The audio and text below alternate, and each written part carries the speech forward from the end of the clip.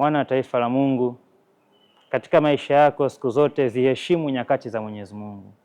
Tupo katika ulimwengu ambao umejaa fujo na makelele kiasi kwamba si rahisi kwa mtu kutulia na kusali. Lakini ulishawahi kujiuliza ni kwa nini unapolala unaweza ukastuka nyakati za saa 9 usiku au saa 10 au hata saa 11 alfajiri? Kusoma kitabu cha kwanza cha Samueli, tunaambiwa kwamba Mwenyezi Mungu alimuita Samueli nyakati za usiku. Lakini tukisoma kitabu cha Kutoka sura ya 14 aya 24, Mwenyezi Mungu alilichungulia jeshi la Misri nyakati za alfajiri sana. Na pia tukisoma Injili ya Marko sura ile ya kwanza aya 35, Bwana wetu Yesu Kristo aliinuka nyakati za alfajiri sana kwenda kusali. Kumbe Mwenyezi Mungu anapokustua nyakati za saa 9 au saa 10 au saa 11 alfajiri, jua kwamba ni nyakati ambazo nafsi yako imetulia, ulimwengu wa roho unazunguka na Mwenyezi Mungu anawatembelea wale wanaomuomba.